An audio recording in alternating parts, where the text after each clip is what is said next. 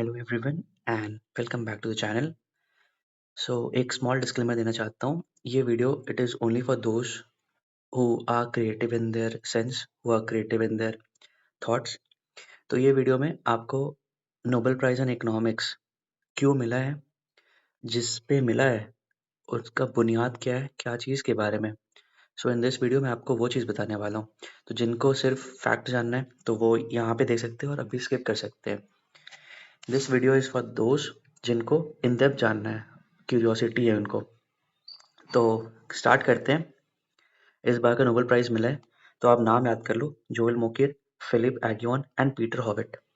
इनका डिस्कवरी जिन पे इनको मिला है वो है for having identified the prerequisites for sustain growth through technological process and for the theory of sustain growth through creative destruction. बहुत मज़ेदार टॉपिक है, बहुत मज़ा आएगा पढ़ने में and practical real life example से आपको समझ में आएगा। ये हम डेली लाइफ में करते हैं, ये हमारे माइथोलॉजीज में मेंशन्ड है, पूरा अच्छे से करते हैं। So let's start. सबसे पहले देखो, इसको तोड़ो। सबसे पहले जोएल मोकिर साहब, जोएल मोकिर साहब, ठीक है। देखो, इन्होंने ये कहा for having identified the prerequisites for sustain growth through technological process. Human kind, आप समझो ह्यूमन मैनकाइंड जो है वो आगे प्रोग्रेस कैसे किया, ये आप युवल नोह हरारी का किताब सेपियंस में भी पढ़ोगे ना। Through technological means agriculture revolution आया, फिर इंडस्ट्रियल रेवोल्यूशन आया, साइंटिफिक रेवोल्यूशन आया। थ्रू दिस प्रोसेस जो हमारा ह्यूमन सिविलाइजेशन है that is sustain, that is growing. आगे चल के 100 साल के बाद, 200 साल के बाद, 300 साल, अगर ये वीडियो रहा 200 साल के बाद, तो पीपल विल बी नोइंग कि यार ये बंदा था, यहाँ पे जो ऑडियंस थे इन लोग ऐसा सोचते थे। तो यही इनोवेशन चलने का तरीका है।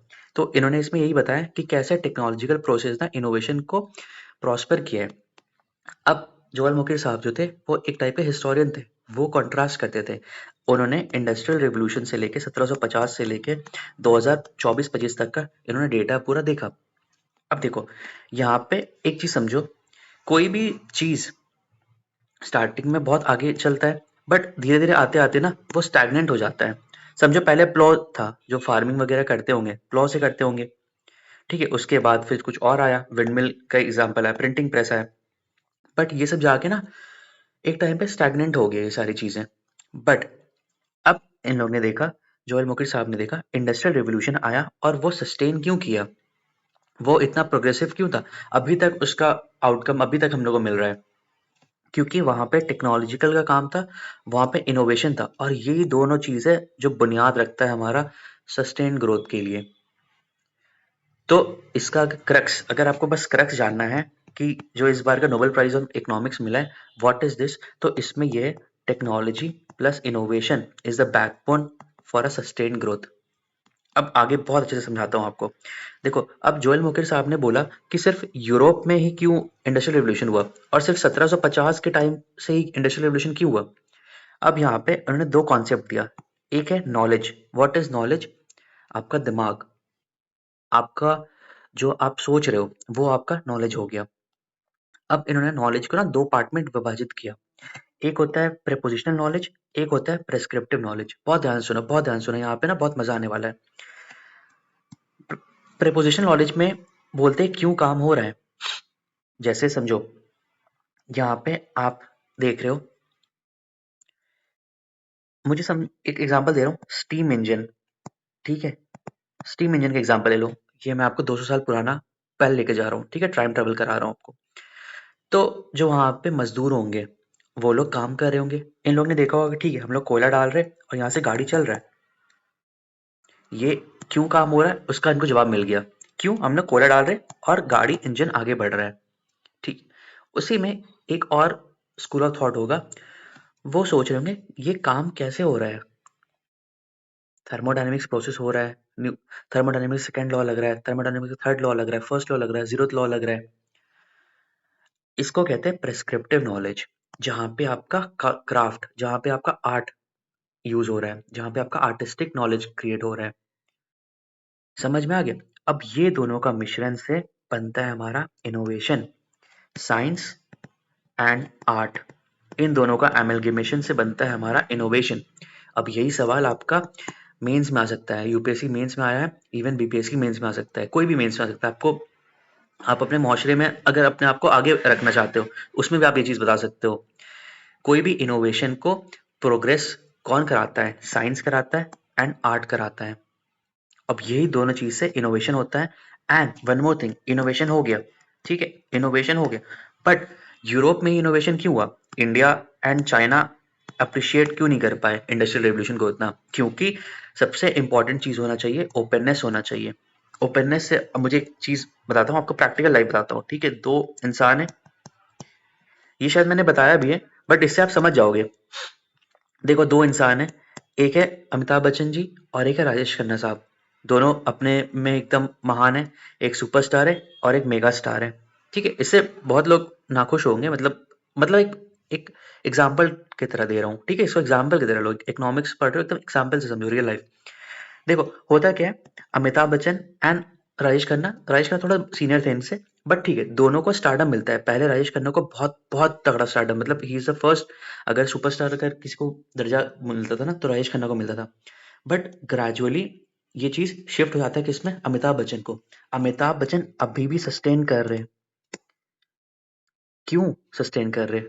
क्योंकि इन्होंने इनोवेशन लाया, इन्होंने ओपननेस दिखाया। मतलब नया जनरेशन जो जो चीज़ कर रहे, he started following those things. Twitter पे एक्टिव हो गए, इंस्टाग्राम चलाया उन्होंने, ऐसी मूवीज पे उन्होंने काम किया जो यूथ के लिए था, जो यूथ को चीज़ बता रहा है, उन्होंने इंटरेक्ट किया यूथ के साथ। बट राजेश खन्ना क्या किए थे, वो ओपननेस नहीं, वो एब्जॉर्व हो गए थे अपना स्टारडम में ही। उन्होंने इनोवेशन, उन्होंने ओपननेस नहीं स्वीकारा, नया चीज़ को वो नहीं स्वीकार पाए। And that is the reason why Amitabh Bachchan है सस्टेन थ्रू टाइम। बहुत ही प्रैक्टिकल एग्जाम्पल है इनोवेशन, इंडस्ट्रियल रेवोल्यूशन क्यों यूरोप में ही हुआ। This is the reason why it open their arms for innovation, it open their arm, openness था उनके अंदर। जो भी चीज हो रहा है, they started appreciating those things, जो रिलीजियस डॉगमेटिक प्रैक्टिसेस था, एंड उसमें आप बिल्कुल क्रेडिट दोगे। आर्थर शॉपेनहॉर का एग्जांपल दे सकते हो आप, फ्रेडरिक नीचे का एग्जांपल दे सकते हो, जॉन पॉल सार्त्र का एग्जांपल दे सकते हो। They were the pioneers, Karl Marx का एग्जांपल दे सकते हो, दे वर द पायनियर्स जिन्होंने बताया कि हाँ, इस मुआशरा में आप ओपननेस दिखा के आप इंडस्ट्रियल रिवॉल्यूशन कर सकते हो, लोगों का तरक्की कर सकते हो। सिर्फ मजहब परस्त लोगों के बीच में रहोगे तो फिर वो आप और पीछे जाते जाओगे, मैनकाइंड पीछे जाते रहेगा। मैनकाइंड आगे बढ़ने का नाम है, ठीक है। अब देखो यहीं पे इन्होंने ये चीज बताया। अब आते हैं सबसे इंपॉर्टेंट चीज, जो सेकंड, जो बाकी जो दो तीन लोग हैं ना, जैसे ये हमारे फिलिप एगियोन और पीटर हॉविट, ये एकदम क्लियर हो गया। अब इनका थ्योरी समझो, फिलिप एगियोन और पीटर हॉविट, इन लोगों ने किया for the theory of sustain growth through creative destruction. अब ये क्रिएटिव डिस्ट्रक्शन बहुत ही तगड़ा चीज है, समझो। क्रिएटिव डिस्ट्रक्शन क्या होता है ना, ये हम लोग के माइथोलॉजी में भी है। हिंदू माइथोलॉजी में जो शिव जी का जो वो होता है, क्या कहते हैं, तांडव होता है, तो वो भी सिंबॉलिक है। मतलब एक रिदमिक पैटर्न में हो रहा है ना, प्लैनेट बन रहा है, प्लैनेट तबाह हो रहा है। ये कह रहा है कि कोई चीज नया बनने के लिए आपको पुराना चीज को तोड़ना पड़ता है, तभी लाइफ सस्टेन होता है। यहाँ पे देखो लिखा है, the hymn written by Ravan king of Lanka in praise of lord Shiva celebrates Shiva's cosmic power and hidden meanings of Shiv Tandav dance, symbolizes the cycle of creation and destruction, representing the universe constant renewal. His snake adornment signify rebirth and immortality. देखो, मॉर्टल एक illusion है, हर चीज वापस से बनता है, वापस से बिगड़ता है, हर चीज हुआ है। एक दिन हम लोग वापस से ब्लैक होल में जाएंगे, एक दिन वापस से बिग बैंग थ्योरी वापस से स्टार्ट होने वाला है। लाइफ का नाम ही ये है। तो यही चीज बताया क्रिएटिव डिस्ट्रक्शन। अब समझो, इसके एकदम प्रैक्टिकल एग्जांपल बता रहा हूँ। इवन कार्ल मार्क्स ने बोला था, कैपिटलिज्म इटसेल्फ रेवोल्यूशनाइजेस। कैपिटलिज्म जो होता है अपने से रेवोल्यूशनाइज कर सकता है। इसका प्रैक्टिकल एग्जांपल मैं आपको दे रहा हूँ। ये नोकिया 3310 सबने अपने जवानी नहीं, बचपन में आपने इस्तेमाल किया होगा, आपके पापा के पास होगा, आपके रिलेटिव के पास होगा। एंड एंड आपको अभी मेरी बातें ऑक्सीमोरॉन लगेगी, ठीक है, लेकिन ये समझो, नोकिया 3310 कितना भी बहुत ज्यादा लोगों के पास था, ठीक है। शॉप से, क्लोजेट से, हर जगह नोकिया 3310 था। आप उसको ब्रिक वाला फोन कहो, मारने पे टूटेगा नहीं, वो कहो। बट जैसे एप्पल आया, ये मैं बात कर रहा हूँ 2007-8 के टाइम का। जैसे एप्पल आया, एप्पल ने नया इनोवेशन लाया, एप्पल ने ग्राफिक्स पे काम किया, एप्पल ने स्मार्टफोन पे काम किया, एप्पल ने टच स्क्रीन पे काम किया। एंड उसका नतीजा क्या था? Nokia got wiped out. जैसे नया क्रिएशन हुआ, पुराना चीज डिस्ट्रक्ट हो गया। समझ में आया? टाइपराइटर जब था पहले, टाइपराइटर को कौन रिप्लेस किया? कंप्यूटर रिप्लेस किया। आज टाइपराइटर का वजूद है? जी नहीं, कंप्यूटर इवॉल्व कर गया। कंप्यूटर इवॉल्व करने के बाद रोबोट्स आया, इसके बाद एआई आ रहा है, चेन चलते रहेगा, पुराना चीज विलुप्त होते रहेगा। आज जॉब जा रहा है, एआई जब से आ गया 40% इकोनॉमिक टाइम्स का डेटा है, 40% जॉब विल बी गॉन, 30% जो व्हाइट कॉलर जॉब्स है दैट विल बी गॉन। कोई भी नया डिसरप्टिव टेक्नोलॉजी आ रहा है, कटिंग एज टेक्नोलॉजी आ रहा, दैट इज क्रिएटिंग अ एक ऑक्सीमोरॉन चीज है, क्रिएशन भी हो रहा है साथ साथ डिस्ट्रक्शन भी हो रहा है। जो सीढ़ी है ना, लाइफ का सीढ़ी ऐसे चलते रहता है, ह्यूमन एवोल्यूशन ऐसे चलता है, एक स्टेप हमेशा आगे की तरफ जा रहा है, पीछे की तरफ नहीं जा रहा है। आप पीछे चीज को भूलते जा रहे हो। लाइफ का भी यही चीज है ना, आप एंट्रोपी आपका हमेशा बढ़ रहा है, आप हमेशा ऊपर की तरफ जा रहे हो, पीछे का चीज हमेशा आप भूलते जाते हो ना। आपको याद है वो चीज, मतलब आप अभी भी नॉस्टैल्जिक फील करते हो ना, वो अगर दुर्गा पूजा हो गया, दिवाली, 10 साल पहले का दिवाली या दुर्गा पूजन, अभी का दिवाली दुर्गा पूजा, आप you have to let go things. नया चीज बनने के लिए you have to let go things. Practical life भी यही है, आपको कुछ बनना है तो you have to end your procrastination, you have to end those things. ठीक है, मैं थोड़ा फिलोसफिकल और लाइफ चीजें बात कर रहा हूँ, बट ये जो है नोबेल प्राइज है, it is exactly about that things. जो सस्टेन किया है आज इसीलिए किया है क्योंकि उनके पास इनोवेशन था, उनके पास ओपननेस था। परप्लेक्सिटी इतना छोटा होके भी इट इज बीटिंग, गूगल को बीट कर दे रहा है, माइक्रोसॉफ्ट को बीट कर रहा है। 6% मार्केट शेयर क्यों है परप्लेक्सिटी का? परप्लेक्सिटी ने नया चीज क्रिएशन किया है, ओपननेस के साथ इन्होंने क्रिएशन किया है परप्लेक्सिटी ने, यही चीज है पूरा। ठीक है, अब देखो फिर उन्होंने यही चीज दिया कि कोई भी चीज को सस्टेन करने के लिए 4-5 पैरामीटर उन्होंने बताया, जो 2 और नोबेल प्राइज विनर्स है, उन्होंने बोला कि आपको R&D पे खर्चा करना पड़ेगा। चाइना का सस्टेन ग्रोथ क्यों है, या यूएसए का सस्टेन ग्रोथ क्यों है? क्योंकि they are constantly focusing on their R&D। 6% R&D है, 7% R&D है। So this is a most favorable parameters for a sustained growth for a country's economy. Incentive for innovation, you should be incentivizing your research scholars, you should be incentivizing your scientist। आप अपने जो coders हो गए, programmers हो गए, उनको आप incentivise जब तक नहीं करोगे तो एक इनोवेशन चेन नहीं बनेगा। एक क्रिएटिव इकोनॉमी तभी बनता है when you are appreciating their work. तीसरा चीज होगा कंपटीशन एंड रेगुलेशन के बीच में एक बैलेंस होना चाहिए, there should be a very harmonious balance between your competition and regulation. फिर होगा इनोवेशन प्लस कंपटीशन, एक स्टेबिलिटी होगा, तभी जाके ये सस्टेन कर पाएगा। वरना अभी भी देखो यूएसए वगैरह में, सिलिकॉन वैली वाले पास में बहुत ज्यादा ग्रोथ है, वहां पे लोग बहुत अमीर है, बट स्टिल कैलिफोर्निया इस साइड हो गया जहाँ पे ड्रग्स अब्यूज बहुत ज्यादा है, वहां पे लोग अभी भी $1 के कम में रहते हैं, गरीबी वहां भी है। सो इनोवेशन के साथ आपका स्टेबिलिटी भी होना चाहिए। सो यही हमारा जो नोबेल प्राइज है इसके बारे में कहता है। एक क्रक्स में आप बताओ।